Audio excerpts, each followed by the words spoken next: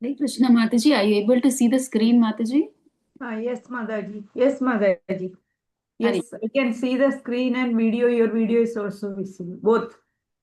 Hari Bol. Thank you, Mataji. Hare Krishna. Yeah. So before we start the class, let us take the blessings of the beautiful deities of ISKCON Mangaluru. Sri Radha Govindaji. Sri Radha Govindaji ki jai. So let's go to, we have to start shloka number 20, right? Yeah.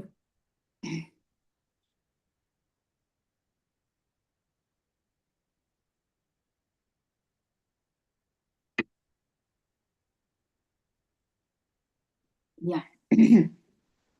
So, uh, others who have no knowledge, those who surrender to demigods, and those who are impersonalists. So they're going to talk more about people, materialistic people who surrender to demigods, and those who are impersonalists. So let's see what is being said. Okay. So 7.20 Mataji, can you please read the translation, Mataji? Yes, Madaji. Hare Krishna. 7.20 translation. Those whose intelligence has been stolen by material desires surrender unto demigods and follow the particular rules and regulations of worship according to their own natures. Hare Krishna. Hare Krishna. Thank you so much, Mataji. So now Krishna explains an important point. He says that people whose intelligence is stolen by material desires surrender to demigods. So, but why does this happen? Because when a person is strongly influenced by material desires like money, health, power, name, fame, his intelligence becomes covered. See, instead of thinking about the ultimate goal of life, he looks for quick temporary solutions. So that's why such people worship different demigods according to their nature and desires. So they follow specific rules and rituals. And when they worship such demigods, they may even get results. What they wanted, they may get. But those results are temporary. Why? Because demigods themselves are temporary. They stay within this material nature, right? So now, but Krishna, he is not condemning worship as such. Okay, demigod worship, he is not condemning. But the problem is lack of understanding. See, people think for this problem, this demigod is better. For that problem, another demigod is better. So this happens because they do not know that Krishna is the master of all demigods. Now, Srimad Bhagavatam, it gives a very beautiful instruction. It says, whether a person has no desires, many desires, or even desires liberation. Okay, whatever be your desire, no desire, full of desires, even liberation, everyone should worship Vasudeva. Why? Because approaching Krishna is approaching the right goal. So even a person with material desires becomes purified very quickly when he comes to Krishna. Okay, so a pure devotee, he understands this very clearly. So he knows what Ekale Ishvara Krishna Ar Sabapritya. The means word Ekale Ishvara means Ekale means only Krishna is alone. Krishna alone, Ekala Ishvara, he alone is the Supreme Lord. Ara Sabha Britya. Sabha means remaining, or Britya means what? His servants. So Krishna alone is the Supreme Lord and all others are his servants. So a devotee never goes to demigods for fulfilling material needs. He depends fully on Krishna. And because of this dependence, the devotee remains peaceful. So whatever Krishna gives, he accepts it as mercy. He does not bargain with God. He just trusts him. Okay. So, what do we understand from the shloka? Material desire leads one to demigod worship, but pure intelligence leads one to surrender to Krishna alone. Okay, people generally who have material desires, they go to demigods because they grant their wishes very fast. But what we should know, that surrender to Krishna alone gives permanent results. All these demigods that they give, the material needs that we ask for are temporary. Our desires are temporary, and the persons who are giving them, the demigods, they are also temporary because they stay in this material world, right? Because even Swarga is like a material planet, it's not some spiritual planet. So it will also get destroyed at a certain point of time. Okay, so this the devotees understand. So that's why they don't surrender to demigods, they surrender to Krishna. So, Hare Krishna Mataji, can you please read the 21st shloka? Yes, Mataji, Hare Krishna. Shloka 7.21. Yo yo yam yam tanum bhaktaha shraddhayarchidumichhati. Mataji, can't see. Mataji, Hare Krishna. No.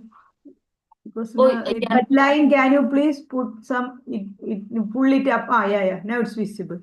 Shraddhayarchidum ichhati tasya chalam shraddha tameva tame tameva evidathamahyam.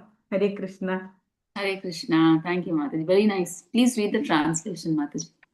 Okay, Hare Krishna. I am in everyone's heart as the super soul, as as one desired worship some demigod. I make his faith steady so that he can devote himself to that particular deity. Bhagavad Gita 7.21. Hare Krishna. Hare Krishna. Thank you, Mataji. So, here in this 21st shloka, now Krishna, he explains a very deep and important point here. He says, I am sitting in everyone's heart as the super soul. So, this means Krishna is always watching us, he is watching our desires. When a person strongly desires to worship a particular demigod for some material benefit, Krishna does not stop him. Instead, as the super soul, he strengthens that person's faith so that he can worship that demigod properly. So, why does Krishna do this? Because he has given us that independence. He's given that independence to every living being. Okay, if God did not allow us to choose, then independence would have no meaning. See, we all have that minute little independence. So, but if Krishna does not give that independence and he says, no, no, you only worship me, so that independence is of no use, right? So that's why Krishna, because he has given that independence to every living being, he allows us to choose. Okay, so like a loving father, he allows the child to learn through experience because we are not listening. Surrender to Krishna means we are not listening. Okay, so that's why he says, okay, he gives that independence and he says, okay, he will learn through experience. Okay, so but we should understand one thing clearly, even the demigods are not independent. They cannot give any benediction on their own. Whatever they give is only by the sanction of Krishna. See, in fact, not even a blade of grass can move without Krishna's permission, will. Okay, the scriptures even recommend demigod worship for specific material needs, like for health, education, marriage, etc. Like some people, they worship the sun god for good health. They worship Uma Devi Parvati to get a good wife. So, like that, there are particular demigods for particular things. So, Krishna inspires that desire and arranges that result through the demigod. But still, what is Krishna's final instruction? He says, give up all other shelters and surrender only to me.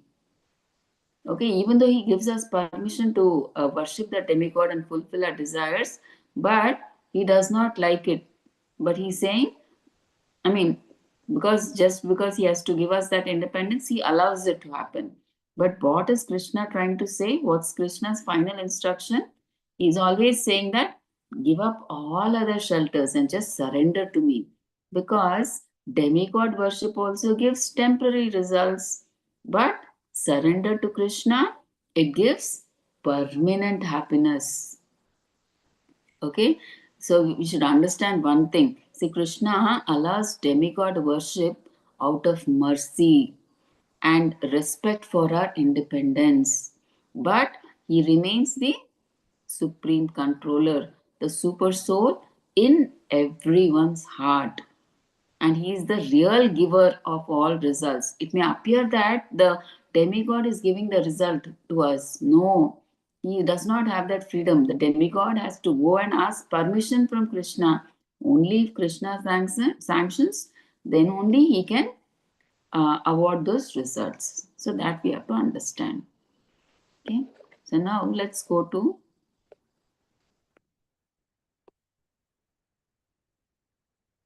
7.22. Mataji, can you see the translation below, Mataji?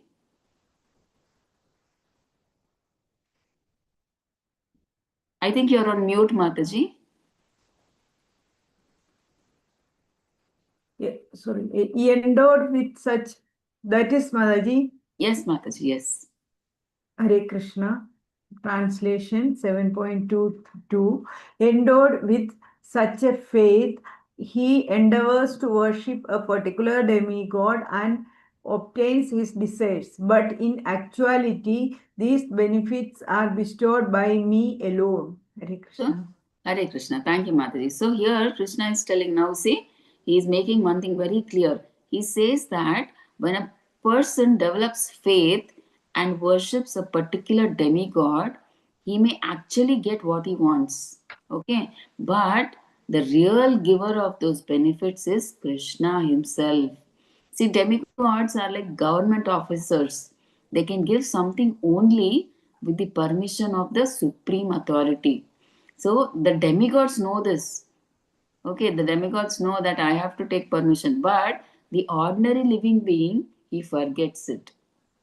So, out of ignorance, people think this demigod gave me this result, that demigod gave me that result. But actually, it is Krishna who has sanctioned everything. So, people usually go to demigods because they are very eager to fulfill their material desires. What? Wealth, power, pleasure, and they want quick results. Okay, so this shows less intelligence because they don't understand the real source of all benedictions. See, if everybody knew that Krishna is ultimately giving these benedictions through the demigods, why would they go to demigods? They would not go to demigods. They would directly worship Krishna.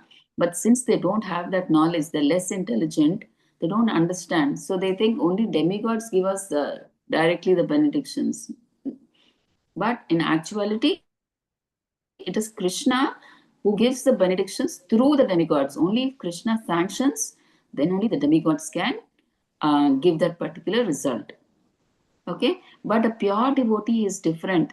Even if he has some need, he prays only to Krishna, not to demigods. And actually, asking Krishna for material things is also not the goal of a pure devotee. Okay, pure devotion means what? Serving Krishna without personal demands. Okay, devotional service to Krishna is spiritual, while demigod worship is material. So these two cannot be on the same level. So if someone wants to go back to Godhead, material desires become obstacles on the path. So that is why Krishna, out of his mercy, what he does? Sometimes he does not fulfill the material desires of his devotee. So he wants to protect the devotee from getting trapped in this material life again. But the devotee may feel, Arey, why Krishna is not giving this? Okay, but actually, Krishna is not giving because he's giving the highest benefit. He's not giving the temporary one. He's giving that ultimate benefit of getting liberated from this material world and going back to Godhead. Okay, so what do we understand? See, even though in this shloka it means even though it appears demigods seem to give results, Krishna alone is the real giver. And one who wants pure devotion should give up material desires and depend only on him. Okay, so Hare Krishna. Mataji, can you please read the 23rd shloka? Yes, Mataji. Hare Krishna. Yes, Mataji. Hare Krishna. Shloka 7.23. Andavandu phalam tesham tat bhaktya al bhaktyalpa Tatpatya. tat bhavatyalpa medasa devan devayejo yandi mad bhakta yandi mamapi. Hare Krishna. Mamapi. Mamapi. Mamapi. Hare Krishna. Hare Krishna. Thank you, Mataji. And please read the translation. Are you able to see, Mataji? Yes. Men of small intelligence worship the demigod and their fruits are limited and temporary. Those who worship demigods go to the planets of the demigods, but my devotees ultimately reach my supreme planet. Hare Krishna. Hare Krishna. Thank you, Mataji. Now, Krishna is giving a very clear comparison. He says that people with small intelligence worship demigods. Why? Because the results they get are temporary and limited. See, if someone worships the sun god, they may go to the sun planet. If someone worships the moon god, he may go to the moon planet. If someone worships Indra, he may go to heaven. So the rule is simple. See, you go wherever you worship. But Krishna clearly says, my devotees do not go to demigod planets. They come to my supreme planet. Okay, that planet is eternal. Once you go there, you never come back to this material world. But some people argue, say that, see, demigods are also parts of Krishna. So, worshipping them should also give the same result. That's why we worship demigods. They are just your parts, right? But Prabhupada, he gives a very nice example. See, our body has many parts like eyes, ears, hands, legs. But when we want to feed the body, we put food only in the mouth. Through the mouth only we feed. But if someone says, I will feed the body through the ear or the eye, that is foolishness.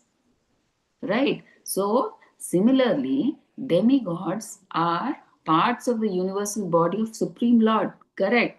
But the worship should be given directly to Krishna. Like how we give food only through the mouth, then worship should also be given directly to Krishna, who is the Supreme Person. Okay, if you worship Krishna, then automatically everything is satisfied. Okay, and one more important point Prabhupada says here is demigods, their planets, and the people who worship them all are temporary. Please don't think demigods are permanent. No, demigods like Indra, Chandra, sun god, all Agni, Vayu, all are temporary. So what benefits, permanent benefits can they give? They give temporary. The people who ask them are temporary. The two people who are giving, fulfilling the wishes, they are temporary. And our desires are also temporary. Okay. So if someone goes to a higher planet, after some time, he must come back to this material world. So we know this, right? Once our pious karma is over in heavenly planets, then we have to come back to this material world again. Okay, but Krishna is eternal. See, the demigods are not eternal, right? They're material. They will have to die someday and again be born. So, but Krishna is eternal. Service to Krishna gives eternal life, eternal knowledge, and eternal bliss.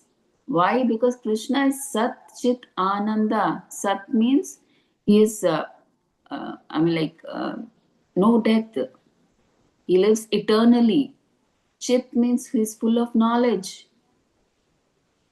Ananda means eternal bliss. So when we worship him, such a person as Krishna, we get all these. We get eternal life, eternal knowledge, and eternal bliss because we are children of Krishna. So we will also get those same qualities. Okay? So what are they trying to say in the shloka? Demigod worship means temporary results and temporary planets. Even their planets get destroyed. Right? So, and Krishna worship means what? Eternal results, and you get to stay in eternal planet. So that is why Krishna says that worshipping demigods is done by less intelligent people, but worshipping him is done by those who want the highest and the permanent goal of life. Okay, so this we should understand. Okay, so this is in the PPT. You can just go through, Mataji, what we've discussed. That same thing is given here. Okay. Yeah. See, they get the same result. Result of demigod worship are all perishable. Result of devotional service unto Krishna is unlimited and eternal. Okay. So because it's all given 7.22, 7.24, everything, all the shloka is given. Yes. Yeah. So now, can you please read, Mataji, 7.24 shloka and translation? Hare Krishna Madaji, yes. Shloka, Hare Krishna, Shloka 7.24. Avyaktam Viktim Apannam Manyande Mama Abuddhayaha Mam Abuddhayaha Mam mean Mama Ma Abuddhayaha Madaji. Mam, Mataji. Manyate mam. Mam Abuddhayaha Param Bhavam Ajanando Mavavyayam Mamavyayam Anuttam Mamavyam. Mamavyayam Anuttamam Mamamivam Anuttamam. Okay, Hare Krishna. Translation: unintelligent man who do not know me perfectly think that I, the Supreme Personality of Godhead, Krishna, was impersonal before and have now assumed this personality. Due to their small knowledge, they do not know my higher nature, which is imperishable and supreme. Hare Krishna. Hare Krishna. Thank you, Mataji. So, in this verse, Krishna corrects a very common misunderstanding that people have. Some people think that Krishna was originally impersonal and later he accepted a form. Okay, so Krishna is saying very clearly, I am the Supreme Personality of Godhead. I was never impersonal. My form is eternal, imperishable, and supreme.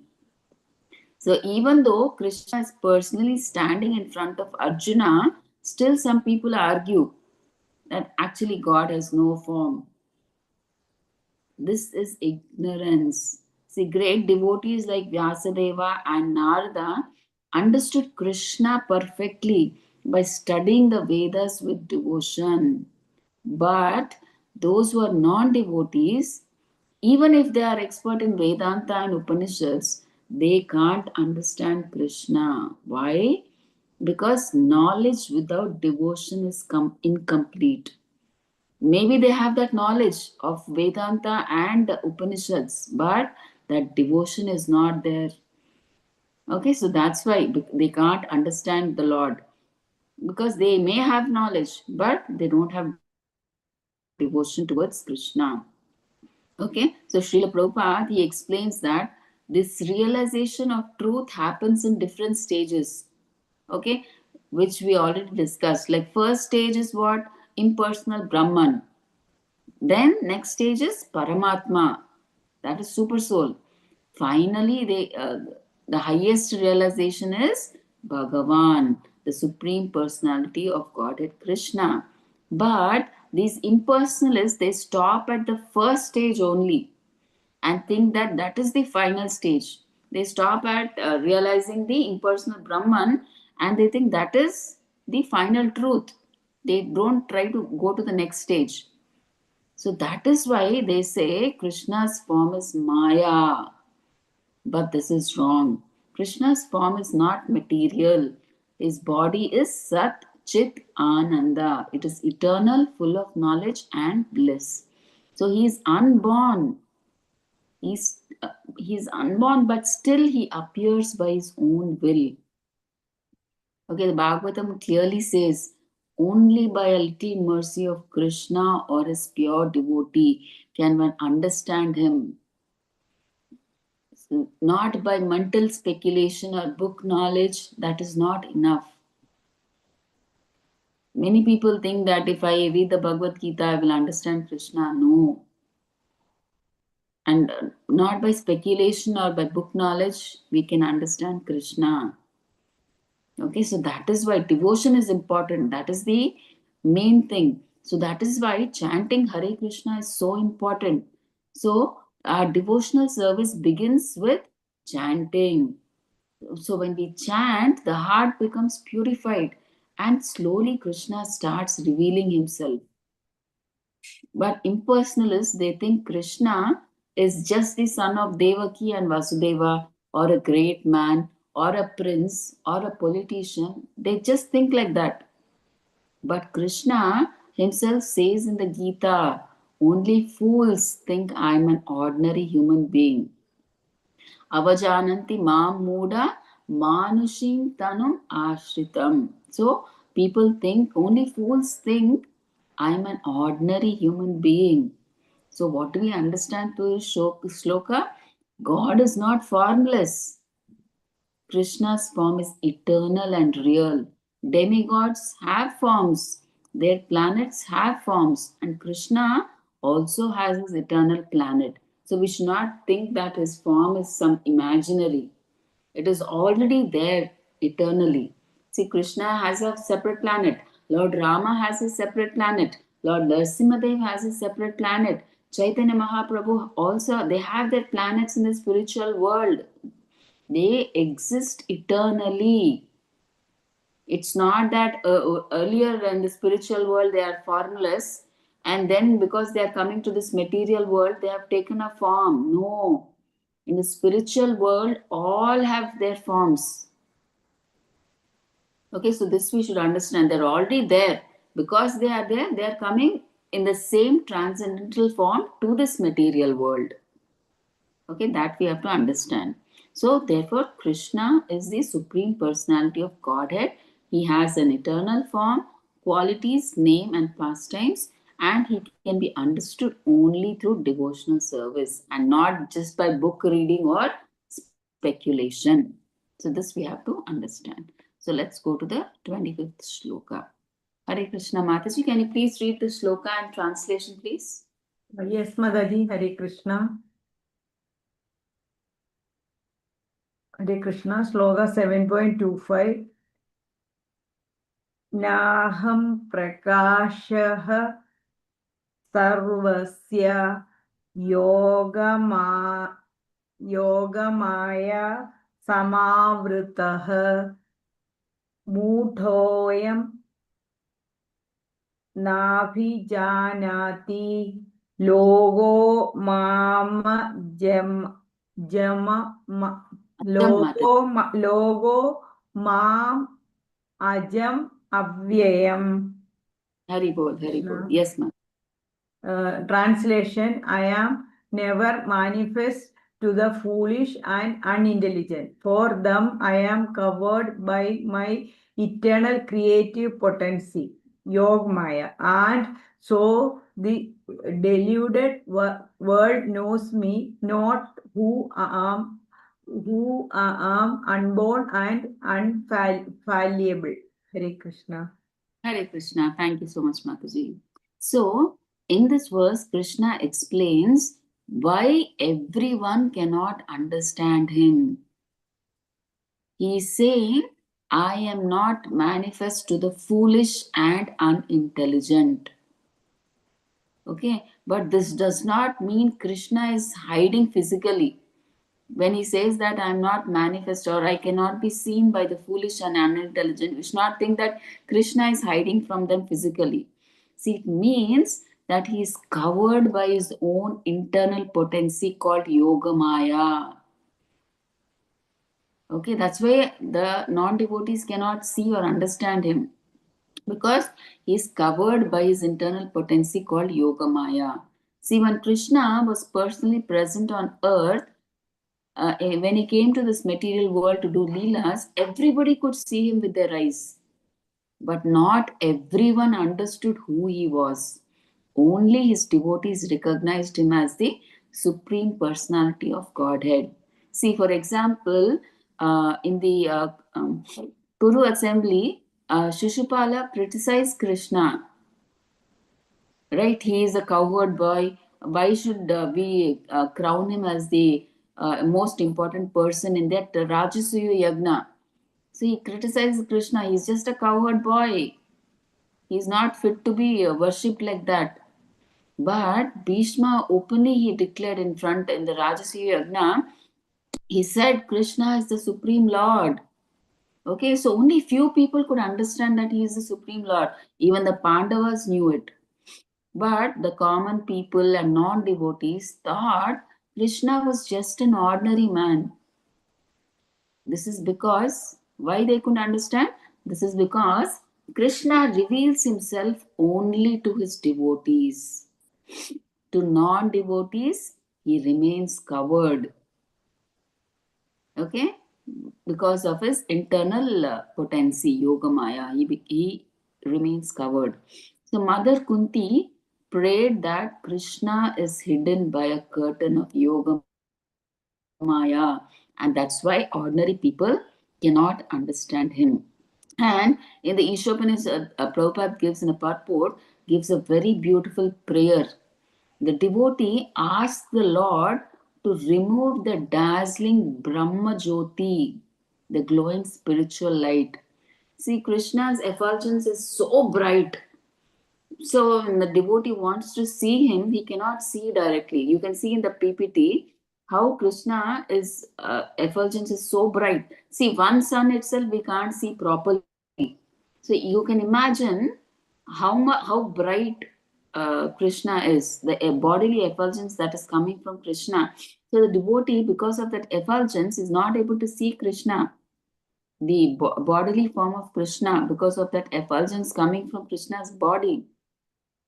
So he asked Krishna, remove that dazzling light, Brahmajyoti, the glowing spiritual light, so that he can see Krishna's real form, which is eternal, full of knowledge and bliss.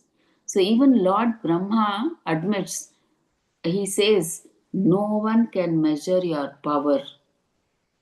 Okay, and here Prabhupada also says scientists may study atoms and planets, but they cannot understand Krishna's energies, even though Krishna is standing right in front of them. Okay, so what is Krishna trying to say in this shloka? Krishna is unborn and he's unfallible. His form is eternal, Sat Chit Ananda. He is not understood by intelligence or knowledge alone. He is understood only by devotion and mercy. So, therefore, if we want to know Krishna, we must not rely on speculation or knowledge. We must practice devotional service, especially what? Chanting Hare Krishna and pray sincerely. Then Krishna himself will remove the covering and reveal who he is. Okay? So this is the same thing. So the result of being impersonalists, they do not know Lord as unborn and infallible. And because Supreme Lord hides from foolish, it's not that he hides physically. So Lord is covered by his internal potency. All the same thing. Qualification of understanding Lord Krishna is only to pure devotees. Example, Pandavas and Bhishma and few others could understand that he is the Lord. And except devotees, remaining all consider him as ordinary. The same thing. Okay, now let's go to the next section, 26 to 30. Knowing Krishna as the source of both material and spiritual energies. Okay, this is 28, 27, 20. Okay, I think 26 is not given. Shloka. So I'll have to open the Bhagavad Gita, online Bhagavad Gita. 1 second, Mataji. Okay.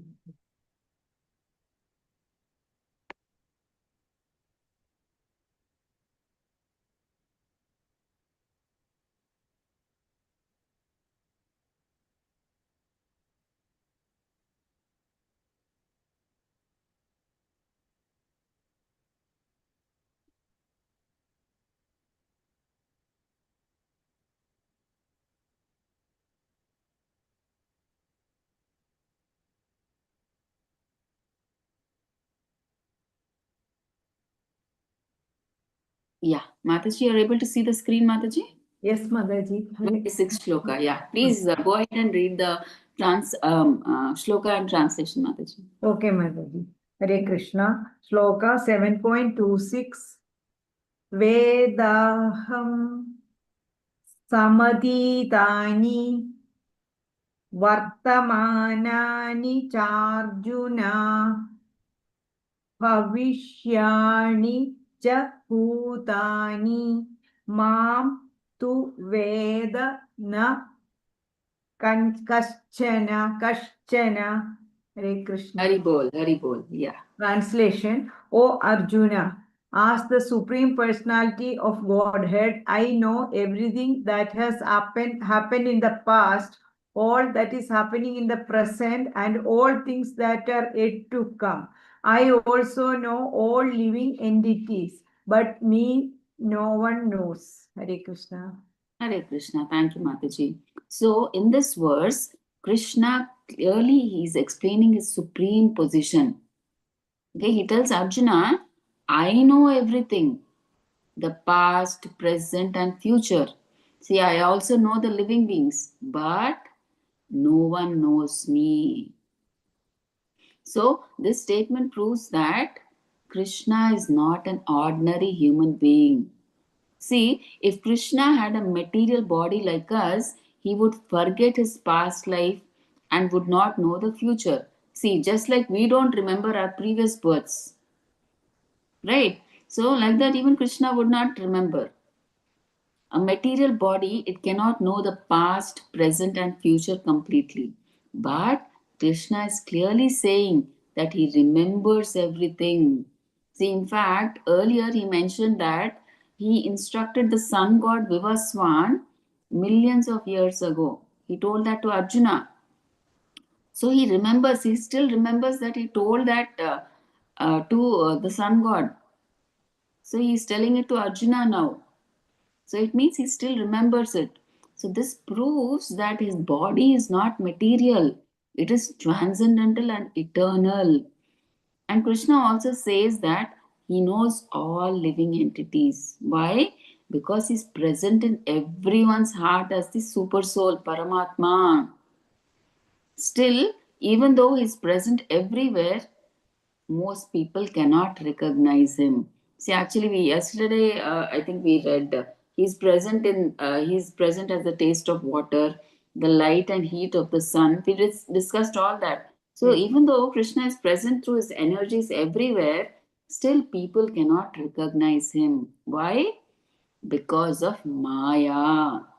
See, Maya cannot cover Krishna, right? It just covers our vision so that we don't understand Krishna. So, Srila Prabhupada, he gives a very beautiful example. See, Krishna is like the sun and Maya is like the cloud. See, the cloud may cover the sun from our eyes, right? From our point of view, we may not be able to see the sun. It may cover our eyes, right? But the sun itself is never covered. But the sun is actually never covered. See, if you take a flight and you go above the clouds, you can see the sun. Okay, so what do we understand? Only the less intelligent living beings are. It can cover. See, Krishna is never covered by Maya. Only the less intelligent living beings are covered by Maya. People like us. So many people may realize impersonal Brahman, and some people may realize Paramatma, but still many cannot understand Krishna as the Supreme Personality of Godhead. See, they can only go to that impersonal Brahman, which is the first stage, or maybe even further till the Paramatma, second stage of realization. But they cannot go till the third stage and final stage, that is, they can't understand Krishna as the Supreme Personality of Godhead. So, out of millions of people, only a few even try for perfection. See, and out of those, hardly one can truly understand Krishna. So, we saw the shloka also, right? So, what is Krishna trying to say in the shloka? So, Krishna knows everything. His body is eternal and it is not material, and Maya cannot cover him. Only through Krishna consciousness and a devotional service, right, can people truly understand Krishna as it is. Okay, so as always, Prabhupada says it's not that we are intelligent that we can know Krishna. So it's not through intelligence or through knowledge. That is not enough to understand or know Krishna. Devotion is the key to knowing the Supreme Lord. So we should never think that knowledge or intelligence, through intelligence can we understand Krishna. Only through devotional service can we understand the Lord as He is. Right? So now let's go to 27. I think that was also not given in the PPT. Yeah. Mataji, can you please read both the shloka and translation, please? Hare Krishna. Yes, Mataji. Shloka 7.27. इच्छाद्वेष समुत्थेन द्वन्द्व मोहेन भारत सर्वभूतानि सम्मोहं सर्गे यान्ति परम तपा. Hare Krishna. Hare Bol. Thank you, Mataji. Hare Krishna. Translation. O Sion of Bharata, O conqueror of the foe, all living entities are born into delusion, bewildered by dualities arisen from desire and hate. Hare Krishna. Hare Krishna. Thank you, Mataji. So here, Krishna explains that every living being in this world is born in confusion. See, this confusion is not accidental. It comes from, what is Krishna saying? It comes from desire and hatred. Okay, our real position is very simple. Actually, we are parts of Krishna, parts and parcels of Krishna, and Krishna is the supreme controller. So, when we remain in this understanding, life becomes peaceful and everything is clear. But when we forget this truth that Krishna is the controller, Okay, then we and we forget this truth, then we come under the control of Maya or illusion. So Maya takes us into control. So Maya works by creating. How does Maya work? See, everything in this material world works with duality. See, there is everything is in opposites. Like if there is happiness, there is distress. If there is gain, there is loss. If there is honor, there is dishonor. If there is like, there is dislike. Right? So, because of this desire, a person thinks, I want to enjoy independently. I want more comfort. I want more position. I want more control. And because of hatred, what does a person think? Why should anyone be above me? Why should God be the controller? Right? He thinks like this. From this mindset, a person he becomes attached to the body and its extensions. What are body's extensions? Like this is my house, this is my family, this is my position, this is my success. He says all these things. But all these things are temporary. See, the body itself is temporary, but still we think it is permanent. So, this wrong thinking is called delusion. See, we think all this money, all the people in this world, our relatives, they can save us. But that is illusion, Maya. So, this wrong thinking is called delusion.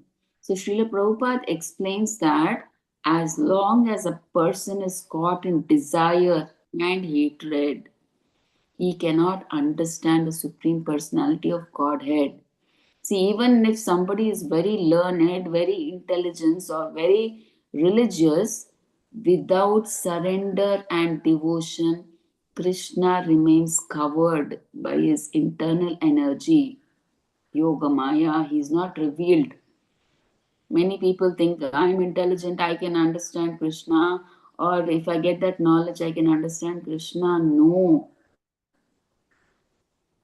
Only if when we surrender and we have the devotion to Krishna, can we understand Krishna? Otherwise, he remains covered by his internal energy, Yoga Maya. Okay, so a devotee he sees differently. He understands everything belongs to Krishna. Okay, a devotee sees everything in this material world as belonging to Krishna. He understands everything belongs to Krishna. I am not the owner. I am just a caretaker. Okay, he understands that everything in this material world belongs to Krishna. I'm just a caretaker. He does not say this is my house. This is actually Krishna's house. But now I am just taking care of this house. I'm just a caretaker of this house. He does not say, oh, this bungalow is mine. I have worked so hard and I have everything belongs to me. No, he understands that everything in this material world belongs to Krishna and he is just a caretaker. So, because of this understanding, even the family members also, he does not think she is my wife, they're my children, my parents. No, he understands everything. Everybody are children of Krishna, and now for this life, he is given in charge of taking care of all these people. Okay, so because of this understanding, the devotee is not disturbed by dualities. Okay, happiness or distress, he understands will come, may come, but his faith remains steady because in this material world, it is full of dualities. See, if happiness is there, distress is also there. He understands it will come and he does not get depressed. So that's why his faith, he remains steady. See, the root problem of material life is not lack of education or intelligence. That is so much is there. Material knowledge and education is there. But the real problem is forgetfulness of Krishna. So when one hears about Krishna, chants his holy name, and lives with the understanding that Krishna is the supreme, this delusion or confusion gradually disappears. then life becomes meaningful, it becomes peaceful and purposeful. So, what do we understand through this shloka? Desire and hatred, they bind us to this material world. So, it confuses us. Duality confuses us. And remembrance of Krishna, it frees us. So, that is the remedy for us. Okay. So, now let's go to shloka 28. So, Mataji, can you please read shloka 28 Yes, Mataji. translation? Hare Krishna, Hare Krishna. Yes, Mataji, I'll read. Hare Krishna, Sloka 7.28. Yesham Tvandagadam. You can say, Mataji, tu antagatam papam or yesham tvantagatam. Gatam papam. Yesham Tvandagatam papam jananam punya karmanam te dvandva moha nirmukta bhajande mam dridha vrataha. Hare Krishna. Hari bol, Hari bol. Translation. Hare Krishna. Persons who have acted piously in previous lives and in the life and whose sinful actions are completely eradicated are freed from the dualities of delusion, and they engage themselves in my service with determination. Hare Krishna. Hare Krishna. Thank you so much, Mataji. So now Krishna explains that not everyone immediately takes to devotional service with determination. Okay, so there is a qualification, but this qualification is not artificial, it is natural. Okay, it is already there in us. Okay, so people, what is Krishna saying? People who have acted piously in their previous life and in this life, and who are gradually freed from sinful reactions, become released from confusion. Okay, when their confusion is removed, what happens? Their mind becomes cleaner, it becomes lighter and more peaceful. So then they are no longer constantly pulled by this desire and hatred. Okay, see, generally people, they think sinful life means doing some crime or killing or all those things, but sinful life means living against spiritual practices, spiritual principles like cheating, intoxication, unnecessary violence, uncontrolled senses, selfish enjoyment. Okay, all these.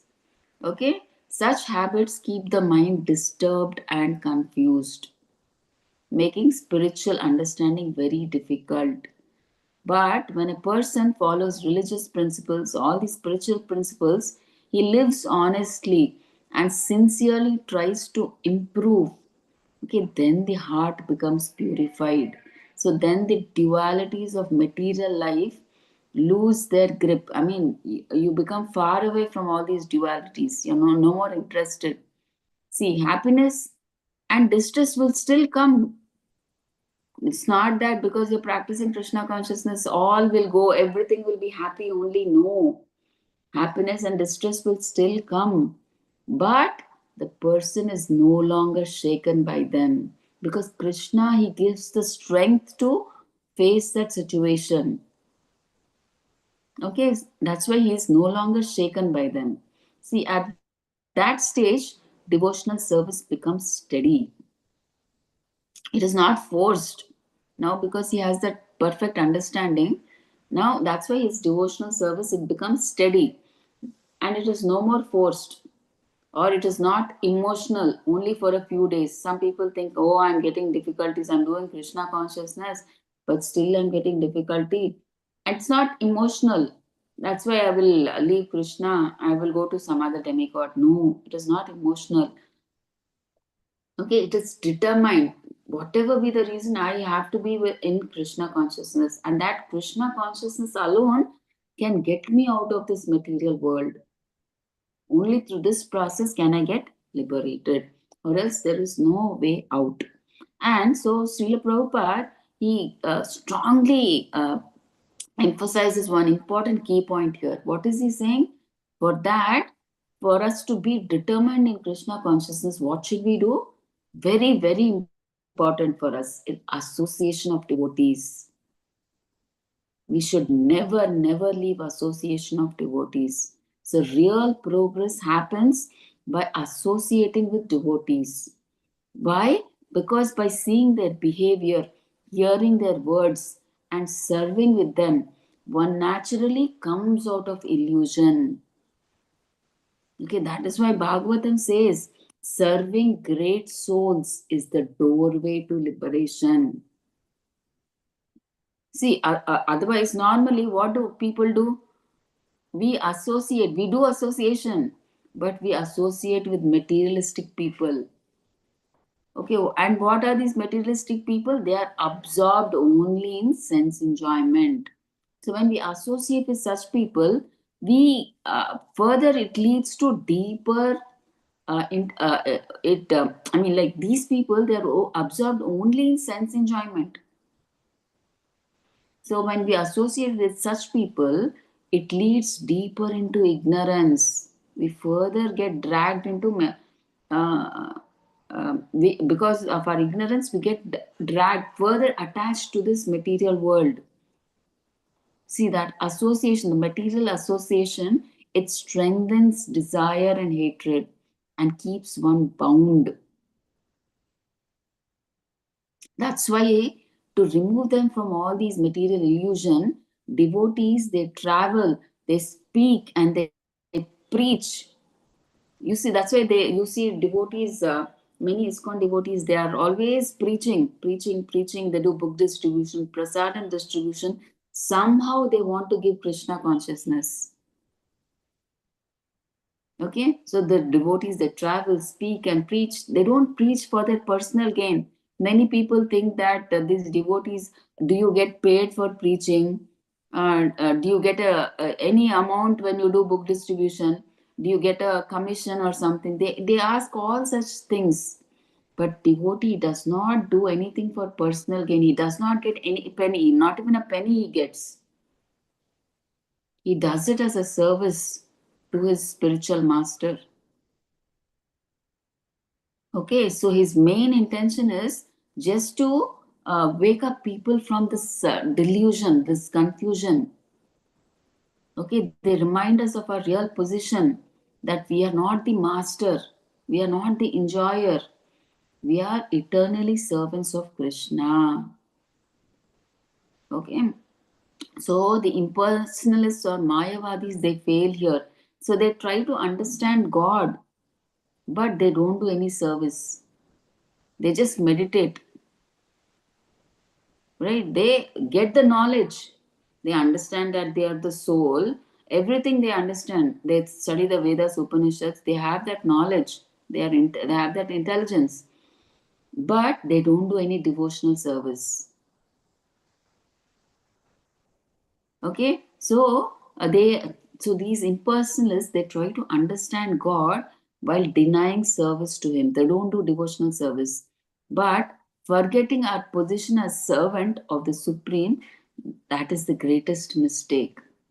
So, without accepting this truth, real knowledge and real devotion cannot arise. So, what is Krishna trying to say here? So it is very simple and practical. See, when sinful reactions are reduced, okay, and when life becomes regulated, and when one associates with devotees, and when one accepts a humble service, then that delusion fades, and duality loosens its hold, and one naturally engages in Krishna's service with firm determination. So that is real spiritual advancement. Okay, we have to associate with devotees. That is the main key. Wherever we are throughout our life, we should be in the association of devotees. They will change our conception of this material life. Okay, so let's go to Shloka 29. So 29, can you please read the translation and Shloka, Mataji? Yes, Mataji. Hare Krishna. Yes, Mataji. Shloka, Hare Krishna, Shloka 7.29. Jara Marana Mokshaya Mam Ashritya Yadanti Ye Te Brahma Tat Viduhi Viduhu. Krishnam Adhyatmam Karma Yeah, Chakhilam. Hare Krishna. Mataji, it's Adhyatmam. Adhyatm Krishnam Adhyatmam Karma Chakhilam. Hare Krishna. Very good. Yes. Translation. Hare Krishna. Intelligent persons who are endeavoring for liberation from old age and death take refuge in me in devotional service. They are actually Brahman because they entirely know everything about transcendental activities. Hare Krishna. Hare Krishna. Thank you, Mataji. So here Krishna says that intelligent people are those who seriously think about the real problems of life. Okay, and what are the real problems of life? People don't know that. Uh, they think that what are the problems of life? When we ask them, they say, I don't have money. They just say all these money problems or relationship problems. Okay, but the problems that no one can escape.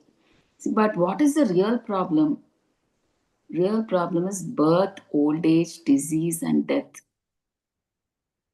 Okay, so such people, intelligent people, understand that this body is temporary. So no matter what I do, it will grow old, it will get diseased, and it has to die. So I need a permanent solution.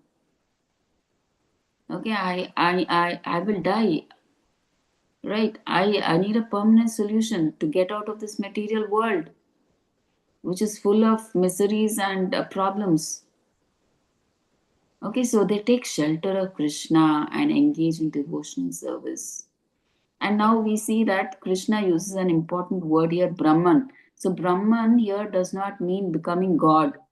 So, Brahman here means spirit soul. Brahman means I'm not this body, I'm spirit. So, this understanding is called Aham Brahmasmi. So, yeah, but Krishna, he explains something very important. See, real Brahman realization is not dry or inactive. So, we should not think that impersonal Brahman. So, that is just the first stage. But if we continue our practice, it naturally leads to devotional service.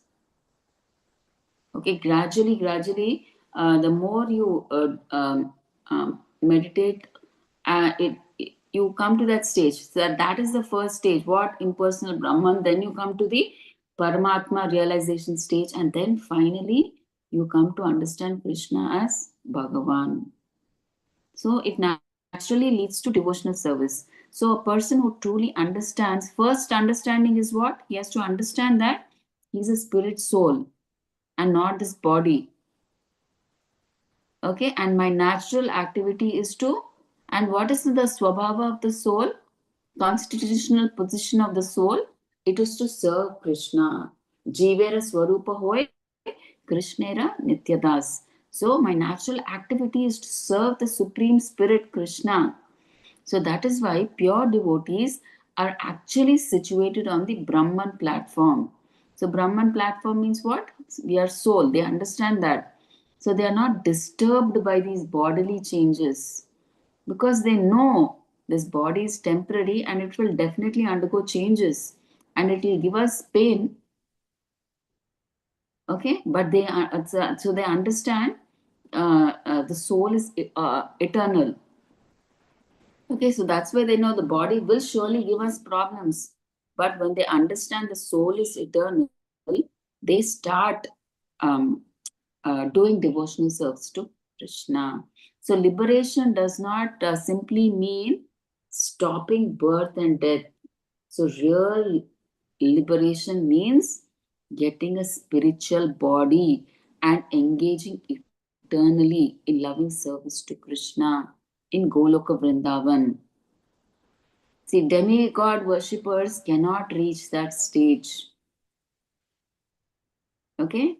Even those who realize Brahman impersonally, they also cannot reach Krishna's supreme planet Goloka Vrindavan. Who can reach Goloka Vrindavan? Only those who take full shelter of Krishna and act in Krishna consciousness, they are only truly eligible. Because such people, they have no confusion about who Krishna is. They don't doubt him. They do not compete with him. They only serve him.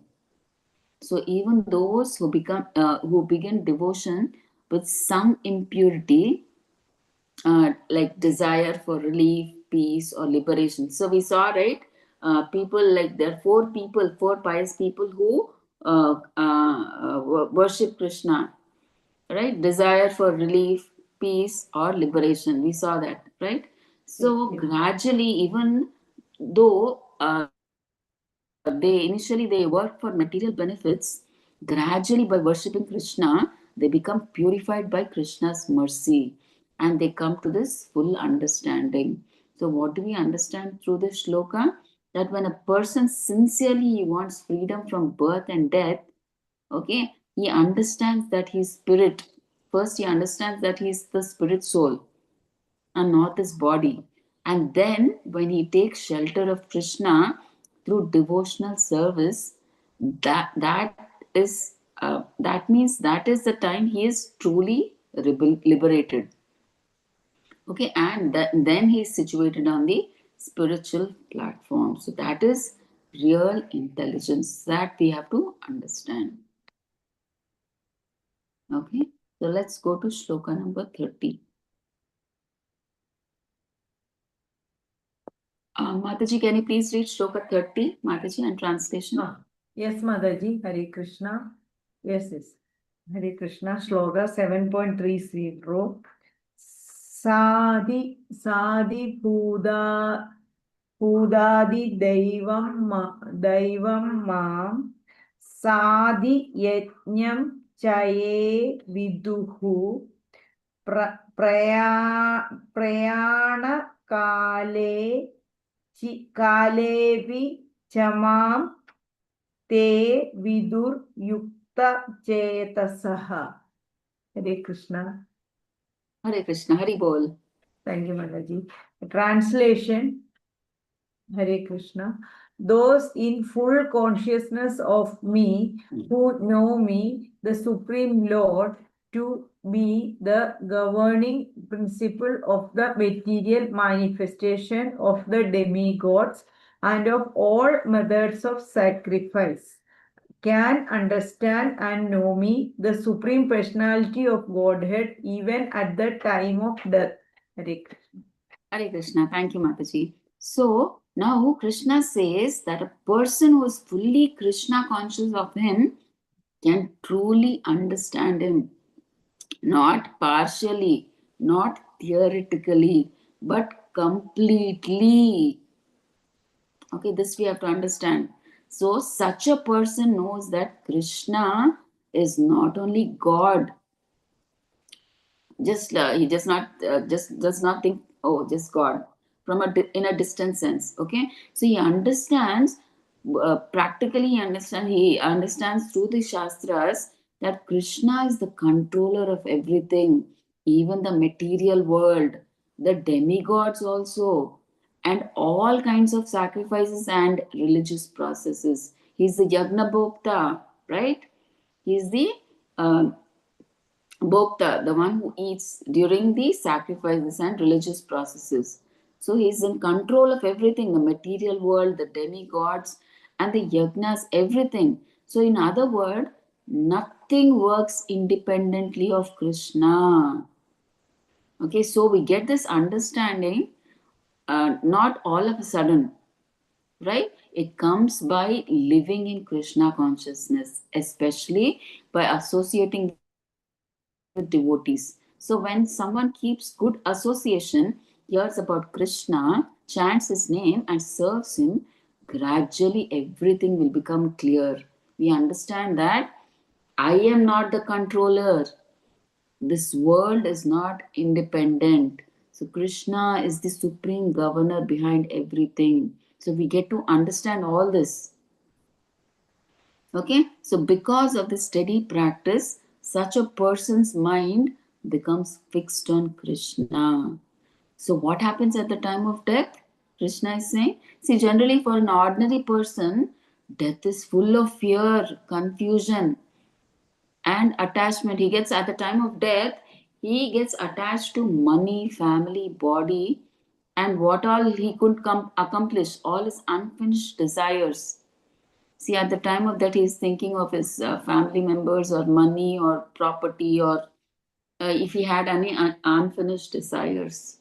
But because of which he is forced to take birth again. But a Krishna conscious person is different because throughout his life he has practiced remembering Krishna. He naturally remembers Krishna at death. So there is no force or effort needed. Okay, so just like we naturally think of what we practice daily, right? At the night when we sleep, whatever we do during the day, that only comes to our mind, right? And a devotee, because throughout his life he's practiced Krishna consciousness, and at the time of death, which is like an exam, he automatically remembers Krishna. And because he remembers Krishna, he goes to Krishna, the supreme planet Goloka Vrindavan. Okay, so and in this chapter also we it explains many topics like people who approach God in distress, people who seek knowledge like Brahman and Paramatma, liberation from birth and death, and different forms of worship. But Krishna makes one thing clear. So we discussed all these topics, right? People who approach God in distress, people who seek knowledge, okay, Brahman and Paramatma. Some people they just stop there, Brahman and Paramatma, and some people liberation from birth and death. Okay, and they do different kinds of demigod worship. So they may do all these, but Krishna makes one thing clear. A person who is truly elevated does not get lost in many complicated paths. Means all these paths they don't get lost. He only directly takes to devotional service. He understands my real position is not to control, enjoy, or compete with God. My real position is to serve Krishna eternally. Jivera Swarupa Hoy, Krishnera Nityadas. He understands that I'm eternally, my constitutional position is to serve Krishna as a servant. Okay, so my real position is to serve Krishna eternally. So, such a person finds happiness simply in hearing about Krishna, glorifying Krishna, serving Krishna. So, he has that firm faith by serving Krishna, everything is achieved. Okay, so this firm, unshakable faith is called Dhrida Vrata. Okay, so Dhrida Vrata means strong determination. And this determination is the beginning of real Bhakti Yoga. So only when we get this firm determination can we do real Bhakti Yoga. Okay, so that is the conclusion of this chapter. Okay, so what should we do? That associate with devotees, become Krishna conscious, remember Krishna always. Then what happens? Life becomes perfect even at the moment of death. Okay, so this is how Krishna he concludes the seventh chapter. Okay, so with this we complete the seventh chapter, Mataji. So Yes. we'll try to stop here for today. Okay, Mataji.